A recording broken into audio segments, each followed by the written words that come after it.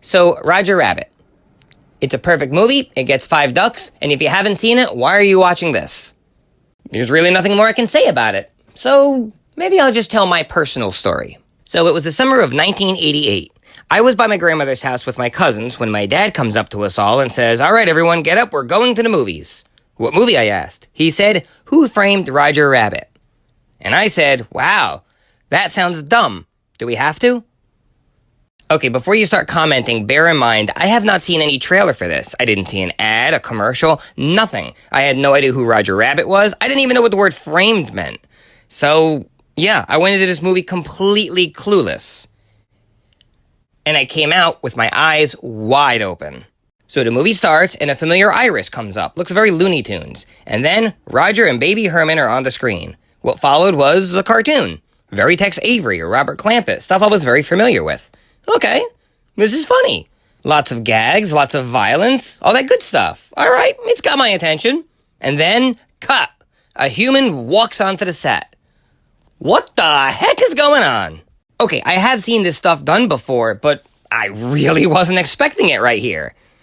So, we continue our story in the live-action world, and we get introduced to Eddie Valiant, played by the late, great Bob Hopkins. He and cartoon producer R.K. Maroon discuss animation, the title character, all treating them like they're actors. This is really clever. It's grabbing my attention. There's no cartoons, yet they're discussing cartoons. I really want to know what's going on. And then all of a sudden, wham! Dumbo. Wait, Dumbo? Dumbo? The Dumbo? Dumbo's in this movie? What follows is a scene with all the characters from Fantasia, interacting with humans. This is amazing. But nothing could have prepared me for what happened next. The Ink and Paint Club. Daffy and Donald. 2 of my icons together. What could be next? Well, Betty. Yeah, Betty Boop, in black and white no less. I couldn't believe what I was seeing. The scene is extremely powerful, not just because she's in black and white and even comments on it, but because it shows that this character Eddie, who has been built up as somebody who hates cartoons, still has affection for her. It's a nice, tender moment. We then meet Roger's wife, and she is making me feel a whole different kind of weird. We also meet Judge Doom, the obvious antagonist of the film, played by the great Christopher Lloyd. I honestly feel that this is his best part. Okay, I honestly feel that this is his second best part. After of which, we get some insight on Roger, and then learn some backstory, very, very tragic backstory on Eddie. This movie is so clever at getting me invested in these characters. They handle the death of Eddie's brother and Toontown owners Marvin Acme with safes and pianos dropped on them, something so cartoony and ridiculous, with such seriousness. It really, really pulls you in and makes you think this is tragedy, not comedy. This is also true of the entrance of Toontown. Toontown keeps getting built up throughout this movie, the home where all the cartoon characters live. You would really want to see the inside of this. But at this point, we've already found out about a lot of murderous history that happens in this place. Knowing all of this and seeing the tense look on Eddie's face at the mere entrance of Toontown is almost like a ride at Action Park. You know it's not safe, but you still really want to do it.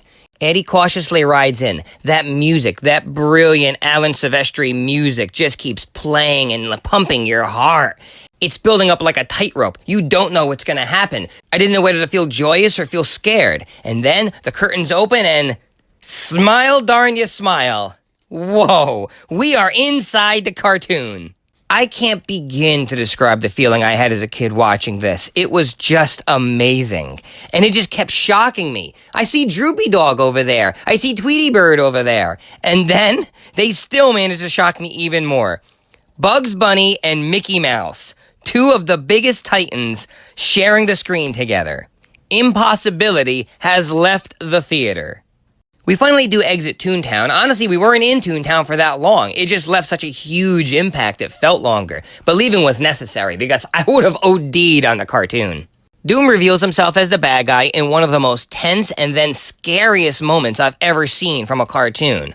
Bob Hopkins confronts his brother's killer, defeats him, and the movie gets wrapped up, leaving us on this amazing shot. Actually, 2 amazing shots. One, all these cartoons together. But honestly, I've gotten so invested in these characters, I found the second scene more amazing. Eddie and his girl Dolores walking with Roger and Jessica into Toontown together. His fear, his hatred, finally gone. I didn't know whether to laugh or cry.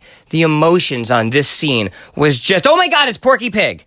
Wow, they shocked me to the very end. Seeing this movie in my youth was a one-in-a-lifetime experience, and I was lucky enough to not stay home because I didn't want to see it. I couldn't believe that.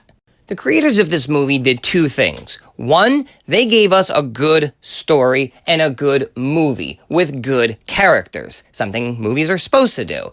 But they also gave us a great, beautiful tribute to cartoon characters that they clearly had love and affection for. They blended these two seamlessly. It kept you going, it kept you watching, you just loved every minute of it. And it was one of my greatest experiences watching this blindly on the widescreen. I could put this movie on to this day and still be in awe. It's amazing. Every time I always bring up crossovers that should have happened and everybody always tells me, it'll never happen, it can't happen, it won't happen. This is the movie I always bring up because this is an impossible film. This film can't happen. This film would never happen. But this film happened. This was a beautiful experience and one that I will never forget. One that told me anything could happen. If you haven't seen this film, check this film out. It's amazing.